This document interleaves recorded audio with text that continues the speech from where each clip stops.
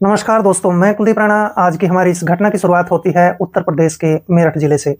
मेरठ जिले में एक शिवराजपुर नाम का गांव पड़ता है और इसी शिवराजपुर गांव में रहने वाला रविंदर सिंह के पास अपनी 14 एकड़ जमीन होती है। खेती किसानी का काम किया करता था। रविंदर सिंह खेती किसानी का काम करके अच्छे खासे पैसे भी कमा लिया करता था। वैसे भी उसके पास अच्छे खासे पैसे होते हैं, जिसकी वजह से गांव के सभी लोग उसकी खूब इज्जत किया करते थे। रविंदर सिंह एक बहुत ही मेहनती और ईमानदार व्यक्ति होता है। अब रविंदर सिंह के परिवार में इसका इकलौता ही बेटा होता है, जिसका नाम पवन होता है। पवन की 4 साल पहले अलका के साथ शादी हो जाती है, लेकिन इस समय पवन विदेश में जा चुका होता है। पवन पिछले 6 महीने पहले ही विदेश गया था और जिसकी वजह से पवन की पत्नी अलका देवी अपने घर पर बिल्कुल अकेली पड़ जाती है। अलका अपने मन में सोचने लगती है कि उसका पति तो विदेश में जा चुका है, लेकिन घर में उसका अकेलापन उसको परेशान करने लग जाता है। कई बार तो अलका किसी गैर मर्द के बारे में भी सोचना शुरू कर देती है और इस तरीके से दिन गुजरते चले जाते हैं। अब अलका के एक पड़ोस में एक लड़का रहता था जिसका नाम राहुल होता है, जो कि कारखाने में मजदूरी का काम किया करता था। अब अलका की नज़र उस लड़के राहुल पर पड़ चुकी होती है और राहुल को देखकर अलका देवी अपने मन में सोचने लगती है कि अगर मैं इस लड़के को किसी न किसी तरीके से हासिल कर लूँ तो फिर मेरी ज़िंदगी अच्छे से कटना शुरू हो जाएगी। और इस तरह से एक दिन अलका देवी अपने ससुर रविंद्र को कहने लगती है कि पिताजी, खेतों के लिए कोई मजदूर रख लो, तुमसे काम अच्छे तरीके से खेत में नहीं होता है। लेकिन रविंद्र तुरंत कहने लगता है कि मैं अपनी सारी खेती बाड़ी का काम खुद संभालता हूँ, मैं कोई भी मजदूर नहीं रखने वाला हूँ। और इस तरह से अलका देवी के जो अरमान होते हैं धरे के धरे रह जाते हैं। अलका अब बहुत बड़े बड़े घटनाक्रम को अंजाम देने वाली होती है। इस गांव में एक मिस्त्री भी रहता था। उस मिस्त्री के साथ मिलकर अब जो अलका होती है एक बहुत बड़ा कांड रचने वाली होती है और इसके बाद इस मजदूर राहुल के साथ दूसरा कांड रचने वाली होती है। इस तरह से दिन गुजरते जाते हैं और एक तारीख आ जाती है 5 दिसंबर 2025 का दिन। सुबह के करीब 9 बजे के आसपास का वक्त होता है। रविंदर सिंह अपने खेत में चला जाता है। खेत में जैसे ही वो पहुंचता है तो उसी समय अलका देवी अपने ससुर रविंद्र के पास फोन कॉल करती है और रविंद्र को फोन पर बताया जाता है कि उनके घर का फ्रिज खराब हो चुका है। अलका अपने ससुर को बार बार यही बात दोहराती रहती है कि हमारा फ्रिज खराब हो चुका है। रविंद्र सोचने लगता है कि फ्रिज खराब हो चुका है तो उसको ठीक करवाना पड़ेगा। रविंद्र उसी समय गांव के ही एक मिस्त्री जिसका नाम ब्रिजपाल होता है उसके पास फोन कॉल करता है। ब्रिजपाल को कहता है कि ब्रिजपाल, हमारे घर का जो फ्रिज है वो खराब हो चुका है और हमारे घर का जो सामान है वो फ्रिज में जितना भी रखा हुआ होता है वो सारा खराब हो जाता है, तो तुम उसको जल्दी से ठीक कर दो। ब्रिजपाल तुरंत मान जाता है। ब्रिजपाल एक ऐसा मिस्त्री होता है जो कि नाड़े का ढीला होता है, महिलाओं को काफ़ी पसंद किया करता था। और इस तरह से ब्रिजपाल उसी समय अपने घर से मोटरसाइकिल लेकर अब इस रविंद्र के घर पर आ जाता है। आज रविंद्र के घर में इसकी पुत्र वधू अलका देवी बिल्कुल अकेली होती है। ब्रिजपाल जैसे ही घर का दरवाजा खटखटाता है तो इसके बाद अलका देवी घर का दरवाजा खोलती है। अलका देखती है कि उसके घर के ठीक सामने ब्रिजपाल मिस्त्री खड़ा होता है। ब्रिजपाल जो कि एक बड़ा ही हैंडसम और नौजवान लड़का होता है।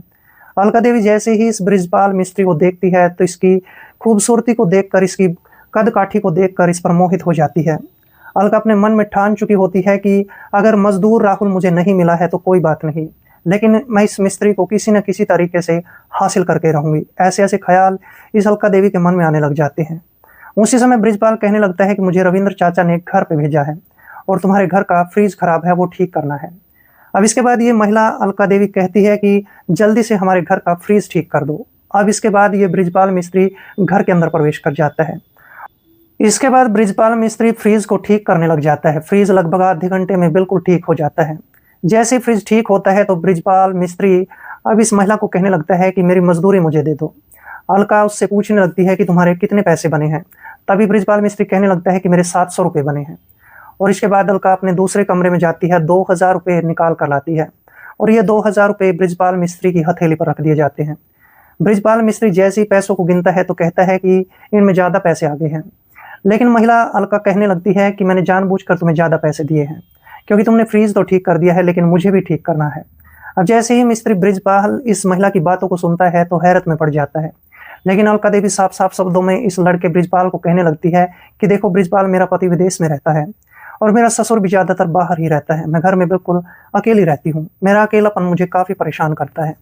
अब जैसे ऐसी ऐसी बातें ब्रिजपाल मिस्त्री सुनता है तो उसका दिमाग शून्य हो जाता है। ब्रिजपाल नाड़े का ढीला होता है, सोचने लगता है कि महिला घर में अकेली रहती है, क्यों ना इसका फ़ायदा उठाया जाए। लेकिन ब्रिजपाल मिस्त्री नहीं जानता था कि ये महिला खुद इसका फ़ायदा उठाने वाली थी। इस तरह से ये महिला अलका देवी अब ब्रिजपाल मिस्त्री को कहने लगती है कि देखो, इस समय तो मेरे घर में कोई भी आ सकता है। लेकिन रात को मैं अपने घर में बिल्कुल अकेली रहती हूँ। तुम रात के समय मेरे घर पर आ जाना। मेरा ससुर तो बैठक में सोता है। अब जैसे ये बातें कही जाती है तो बृजपाल मिस्त्री तुरंत मान जाता है। अब अलका देवी सोचने लग जाती है कि ये मिस्त्री मान गया है और ये मेरी सारी इच्छाओं को पूरा करने वाला है। इस तरह से बृजपाल मिस्त्री इस समय तो इसके घर से बाहर निकल जाता है। धीरे धीरे करके समय गुजरता जाता है और रात का समय हो जाता है। रात के करीब 8 बजे के आसपास अलका देवी अपने ससुर रविंद्र के लिए खाना तैयार करती है और इसका ससुर रविंद्र सिंह खाना खाने के बाद अपनी बैठक के अंदर जाकर लेट जाता है।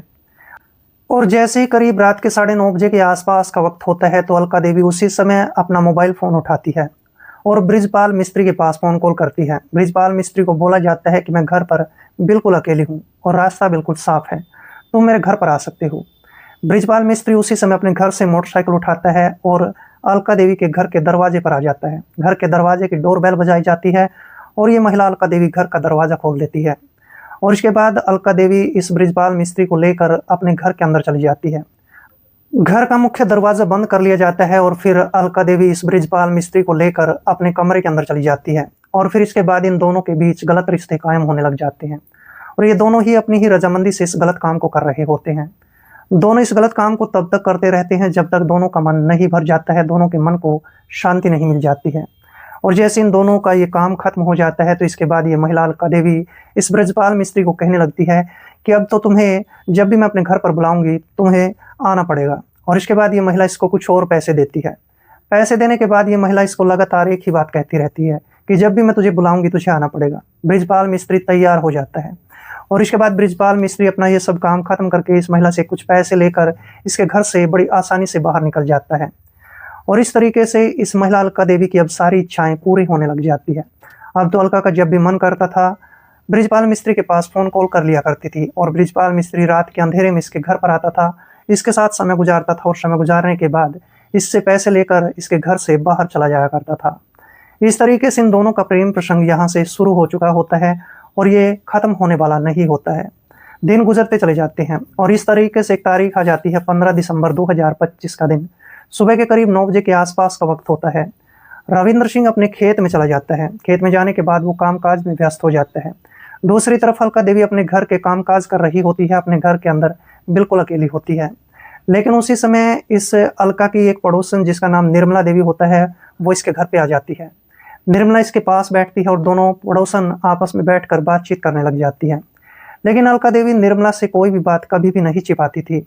अलका अब निर्मला को कहने लगती है कि देखो निर्मला, हमारे गांव में एक मिस्त्री रहता है, उस मिस्त्री का नाम बृजपाल है और आजकल वो मेरे साथ अपना वक्त गुजारता है। जैसे ही निर्मला इस अपनी पड़ोसन अलका की बातों को सुनती है तो हैरत अंगेज हो जाती है।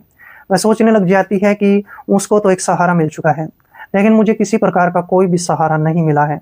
निर्मला अब अलका को कहती है कि देखो अलका, मैं एक विधवा महिला हूँ और मुझे भी कोई एक ऐसा साथी चाहिए जिसके साथ मैं अपना वक्त गुजार सकूँ। अब अलका अपनी पड़ोसन निर्मला के बारे में भी सोचने लग जाती है। अलका कहने लगती है कि निर्मला, तुम किसी बात की फिक्र मत करो। आज रात जैसे ही बृजपाल मिस्त्री मेरे घर पर आएगा तो फिर मैं तेरे पास फ़ोन कॉल कर लूँगी और फिर तेरी भी बात बन सकती है। इस तरह से निर्मला देवी भी बेहद खुश हो जाती है। निर्मला की खुशी का कोई भी ठिकाना नहीं रहता है। निर्मला यहाँ तक कहती है कि अगर वो पैसे लेता है तो मैं पैसे देने के लिए तैयार हूँ। जैसे इन दोनों की योजना बन जाती है तो इसके बाद निर्मला इसको सब कुछ समझाने के बाद इसके घर से बाहर निकल जाती है और इस तरीके से रात होने का इंतजार किया जाता है। जैसे ही रात का घना अंधेरा होता है, रात के करीब 8:30 बजे के आसपास का वक्त होता है, तो रविंद्र सिंह अपने घर पर आता है। अपनी बहू अलका को कहने लगता है कि जल्दी से मेरे लिए खाना तैयार कर दो, फिर मैं अपनी बैठक में सोने के लिए जाता हूँ। इस तरह से अलका देवी अपने ससुर रविंद्र के लिए खाना तैयार करती है। जैसे ही खाना बनकर तैयार हो जाता है तो रविंद्र सिंह खाना खाने के बाद अपनी बैठक के अंदर जाकर लेट जाता है। इस तरह से करीब रात के 10 बजे के आसपास का वक्त हो चुका होता है। अब जो अलका देवी होती है सबसे पहले अपने प्रेमी मिस्त्री बृजपाल के पास फ़ोन कॉल करती है। बृजपाल को कहती है कि रास्ता बिल्कुल साफ है, तो मेरे घर पर आ सकते हो, और इस तरह से फ़ोन कॉल काट दिया जाता है। अब इसके बाद जो महिला अलका देवी होती है वह अपनी पड़ोसन निर्मला देवी के पास फ़ोन कॉल करती है। निर्मला को कहती है कि देखो बृजपाल मिस्त्री मेरे घर पर आ रहा है, तुम भी जल्दी से चुपके चोरी से मेरे घर पर आ सकती हो। इस तरह से निर्मला देवी भी अपने घर से बाहर निकलती है और फिर इस महिला के पास आ जाती है। और जैसे ही 10 मिनट का वक्त गुजरता है तो घर के दरवाजे पर दस्तक होती है और फिर इसके बाद अलका देवी जैसे घर का दरवाज़ा खोलती है तो देखती है कि मिस्टर बृजपाल इसके घर के ठीक सामने खड़ा होता है। बृजपाल मिस्त्री को घर के अंदर ले लिया जाता है, घर का मुख्य दरवाजा बंद कर लिया जाता है। बृजपाल जैसे ही कमरे के अंदर जाता है तो देखता है कि वो आज अलका बिल्कुल अकेली नहीं होती है। उसकी पड़ोसन निर्मला देवी घर के कमरे में बैठी होती है और निर्मला को देखकर जो बृजपाल मिस्त्री होता है बड़ा हैरत अंगेज हो जाता है। सोचने पर मजबूर हो जाता है कि आज इसने निर्मला को क्यों बुलाया है। अलका कहती है कि देखो ये एक विधवा औरत है, इसको भी किसी सहारे की ज़रूरत है और अगर तुम इसके साथ वक्त गुजारोगे तो इसके लिए तुम्हें निर्मला अच्छे खासे पैसे भी दे सकती है। बृजपाल मिस्त्री नाड़े का ढीला तो जरूर होता है लेकिन लालची किस्म का व्यक्ति भी होता है, तुरंत मान जाता है और इस तरह से अब ये दोनों ही महिलाएं बृजपाल मिस्त्री को लेकर कमरे के अंदर चली जाती है और फिर इन तीनों के बीच गलत काम होना शुरू हो जाता है। ये गलत काम इन तीनों की मर्जी से हो रहा होता है और जैसे इन तीनों का ये सारा काम खत्म हो जाता है तो बृजपाल मिस्त्री इन दोनों औरतों से पैसे लेता है और जैसे उसको पैसे मिल जाते हैं तो दोनों औरतों को कहता है कि जब भी तुम्हारा मन करेगा मुझे फ़ोन कॉल करके बुला लिया करो। इस तरह से अब अलका देवी और निर्मला ये दोनों खुश हो जाती हैं क्योंकि दोनों को एक ही सहारा मिल चुका होता है। इस तरह से रात के गहन अंधेरे में बृजपाल मिस्त्री इनके घर से बाहर निकलता है और अपने घर की तरफ चला जाता है। अब तो अलका देवी और निर्मला देवी ये दोनों बेहद खुश रहने लग जाती हैं क्योंकि दोनों की इच्छाएं बृजपाल से पूरी होने लग जाती हैं। लेकिन ये बात लोगों से छिपने वाली नहीं होती है। इन तीनों की प्रेम कहानी के बारे में पूरे गांव में चर्चा शुरू हो जाती है और ये पूरी कहानी लोगों के बीच जैसी चर्चा का विषय बनती है तो ये पूरी बात रविंद्र तक भी पहुंच जाती है। रविंद्र को जैसे इस बात के बारे में पता चलता है तो रविंद्र शाम के करीब 7 बजे के आसपास बृजपाल मिस्त्री के घर पर जाता है। बृजपाल मिस्त्री को धमकी दी जाती है कि अगर आज के बाद मेरे घर की तरफ आया तो मैं तुम्हें जान से मार दूंगा। और जैसे ही बृजपाल मिस्त्री को ये धमकी दी जाती है तो बृजपाल मिस्त्री अपने कान पकड़ लेता है कि आज के बाद मैं रविंद्र के घर की तरफ देखूंगा भी नहीं। और इस तरह से बृजपाल मिस्त्री अब इन दोनों औरतों के फ़ोन कॉल उठाना भी बंद कर देता है।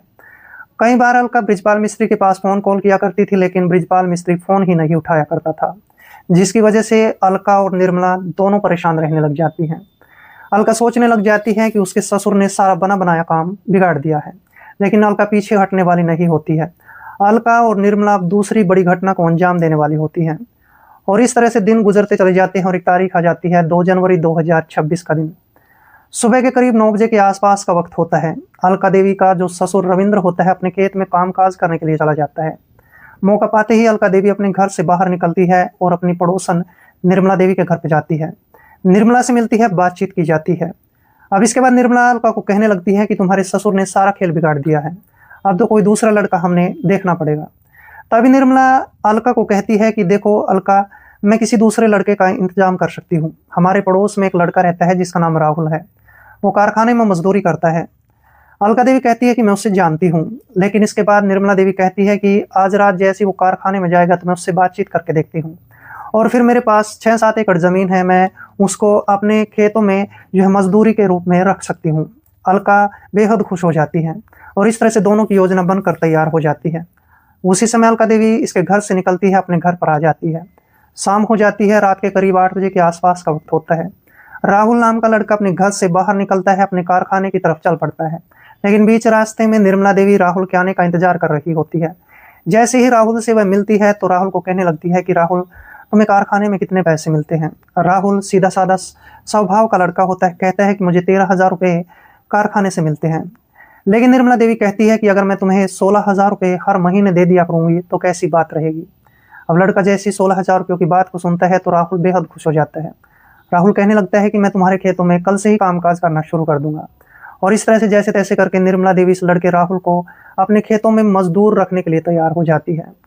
इस तरह से पूरी रात गुजर जाती है। जैसे अगला दिन होता है तो फिर जो राहुल नाम का लड़का होता है करीब 9 बजे के आसपास इसके घर पर आता है और इसके बाद निर्मला देवी राहुल को अपने खेत के पूरे कामकाज समझा देती है। राहुल इसके खेत में कामकाज करना शुरू कर देता है। राहुल 13-14 दिन तक लगातार इसके खेत में मजदूरी का काम किया करता था और जैसे इतना वक्त गुजर जाता है तो एक तारीख आ जाती है 15 जनवरी 2026 का दिन। निर्मला देवी अलका देवी के घर पे जाती है और निर्मला अब अलका को कहने लगती है कि उस लड़के राहुल को मेरे खेत में काम करते हुए 10-15 दिन का वक्त गुजर चुका है और अब इसके बाद जो आज की रात है हम दोनों उसके साथ गुजारने वाले हैं। अलका भी मान जाती है। अलका कहती है कि आज रात तो उसे अपने घर पर बुला लेना और इस तरह से जैसे इनकी प्लानिंग बनती है तो रात हो जाती है। रात के करीब 9 बजे के आसपास का वक्त हो चुका होता है। निर्मला देवी तुरंत अपना मोबाइल फ़ोन उठाती है और राहुल के पास फ़ोन कॉल करती है। राहुल को कहती है कि राहुल, तुम मेरे घर पर आ सकते हो। क्योंकि मुझे तुमसे ज़रूरी बात करनी है। राहुल सीधे स्वभाव का लड़का होता है, वो कहता है कि मैं अभी आता हूँ। थोड़ी देर के बाद राहुल निर्मला के घर के दरवाजे पर दस्तक देता है और जैसे ही निर्मला घर का दरवाज़ा खोलती है तो देखती है कि राहुल ठीक सामने खड़ा होता है और इसके बाद राहुल को घर के अंदर बुला लिया जाता है। घर का मुख्य दरवाज़ा तक बंद कर लिया जाता है। लेकिन राहुल जैसे ही इस महिला निर्मला देवी को बात पूछने की कोशिश करने लग जाता है, तो निर्मला देवी तुरंत अपने कपड़े फाड़ना शुरू कर देती है। निर्मला जैसे ही कपड़े फाड़ रही होती है तो मजदूर राहुल डर जाता है। निर्मला भी इसको कहती है कि अगर तू मेरे साथ आज की रात गुजारेगा तो फिर बच सकता है, लेकिन अगर तू मेरे साथ रात नहीं गुजारता है तो मैं इसी समय अपने सारे कपड़े फाड़ कर लोगों को यहाँ पर इकट्ठा कर लूंगी और फिर इसके बाद लोग तेरी पिटाई भी करेंगे और फिर तुझे जेल में भी जाना पड़ेगा। यहाँ पर ये लड़का राहुल काफी डर जाता है क्योंकि राहुल के पास कोई भी दूसरा विकल्प नहीं होता है और इस तरह से निर्मला देवी अब जैसे तैसे करके राहुल को तैयार करने में कामयाब हो जाती है। उसी समय निर्मला देवी अपनी पड़ोसन अलका देवी के पास फोन कॉल करती है और अलका को कहती है कि लड़का घर पर आ चुका है और ये सारा काम करने के लिए तैयार है, तुम घर पर मेरे जल्दी से आ जाओ। इसके बाद अलका देवी तुरंत अपने घर से बाहर निकलती है। घर से बाहर निकलने के बाद वह इस महिला निर्मला देवी के घर की तरफ चल पड़ती है, लेकिन बीच रास्ते में इसके ससुर रविंद्र की बैठक भी पड़ती थी और आज रविंद्र अपनी बैठक में नहीं लेटा होता है। रविंद्र सिंह लघु शंका करने के लिए अपनी बैठक से बाहर निकला हुआ था और जैसे ही रविंद्र की नजरें अपनी बहू अलका देवी पर पड़ती है और अलका देवी को वह निर्मला के घर की तरफ जाता हुआ देखता है तो फिर इसका माथा ठनक जाता है। रविंद्र सोचने लग जाता है कि इतनी देर रात गए जो मेरी बहू अलका देवी है वो निर्मला के घर की तरफ क्यों जा रही है। अब रविंद्र भी अपनी बहू अलका के पीछे पीछे चल पड़ता है और इस तरह से जैसे ही अलका देवी अब निर्मला के घर की तरफ चली जाती है और घर के दरवाजे पर दस्तक देने लग जाती है तो रविंद्र तुरंत समझ जाता है कि जरूर दाल में कुछ काला है। इस तरह से रविंद्र वहां से वापस चल पड़ता है, अपनी बैठक में जाता है। बैठक से एक तेज धार हथियार उठा लेता है, यानी कि एक गंडासी उठा ली जाती है। दूसरी तरफ जो अलका देवी होती है निर्मला के घर के अंदर जा चुकी होती है और इसके बाद ये तीनों ही अपने ही मर्जी से गलत रिश्ते कायम करने लग जाते हैं। और जैसे ये तीनों इस गलत काम को कर रहे होते हैं तो दूसरी तरफ रविंद्र तुरंत गंडासी लेकर घर के दरवाजे पर दस्तक देने लग जाता है, लेकिन घर का दरवाजा 5-6 मिनट तक नहीं खोला जाता है और इसके बाद रविंद्र घर का दरवाजा तोड़ देता है। घर का दरवाजा तोड़ने के बाद रविंद्र घर के अंदर घुस जाता है और वह देखता है कि ये यहाँ पर अलका देवी और निर्मला इस लड़के राहुल के साथ आपत्तिजनक स्थिति में लेटे हुए होते हैं और इन तीनों को ऐसी आपत्तिजनक स्थिति में देखकर रविंद्र का गुस्सा 7वें आसमान पर चढ़ जाता है। रविंद्र के हाथ में गंडासी होती है और इसके बाद रविंद्र तुरंत राहुल के शरीर पर गंडासियां मारना शुरू कर देता है। रविंद्र इतनी जोर जोर से गंडासियां मारता है कि लड़का जो राहुल होता है मौके पर ही अपना दम तोड़ देता है और इस तरह से ये दोनों औरतें जब इस पूरे घटनाक्रम को देखती हैं तो चिल्लाकर शोर मचाकर घर से भागने लग जाती हैं और वहां पर फिर पड़ोसी जन इकट्ठा हो जाते हैं। पड़ोसी जन जैसे घर के अंदर आते हैं तो देखते हैं कि वहां पर राहुल मजदूर की लाश पड़ी हुई होती है और पास में ही रविंद्र हाथ में गंडासी लिए बैठा होता है। इसके बाद पड़ोसी जन नजदीकी पुलिस स्टेशन में फोन कॉल करते हैं। करीब 1 घंटे के बाद मौके पर पुलिस पहुंच जाती है। पुलिस अब उस लड़के राहुल के शव को अपने कब्जे में लेती है और फिर मौके पर ही इस रविंद्र को गिरफ्तार कर लिया जाता है। रविंद्र को गिरफ्तार करने के बाद पुलिस स्टेशन में ले जाया जाता है। जब उससे पूछताछ की जाती है तो रविंद्र कहता है कि मेरी बहू और एक पड़ोस की महिला इस लड़के के साथ आपत्तिजनक स्थिति में लेटी हुई थी, इसी वजह से मैंने राहुल का कत्ल कर दिया है। और फिर इसके बाद जो पुलिस होती है इन दोनों महिलाओं को भी गिरफ्तार करती है। जब इनसे पूरी पूछताछ की जाती है तो ये दोनों महिलाएं अपने जुर्म की पूरी कहानी पुलिस के सामने बयां करती है और जैसे ये पूरा खुलासा होता है तो इसके बाद पूरे गांव में यह घटना चर्चा का विषय बन जाती है और फिर पुलिस इन तीनों के खिलाफ चार्जशीट दायर कर चुकी होती है। ये बात भविष्य के घर में छिपी है कि जज साहब आखिरकार इन तीनों को क्या सजा सुनाने वाले हैं। लेकिन इस पूरे घटनाक्रम के दौरान जो एक लड़का राहुल होता है वो बिल्कुल निर्दोष होता है और उस निर्दोष की जान इस पूरे घटनाक्रम में जा चुकी होती है। दोस्तों, इस पूरे घटनाक्रम को सुनाने का मेरा उद्देश्य किसी का दिल दुखाना नहीं था, बल्कि आपको जागरूक करना था, आपको सावधान करना था। तो मिलते हैं किसी ऐसे घटनाक्रम के साथ, तब तक के लिए दोस्तों जय हिंद, वंदे मातरम।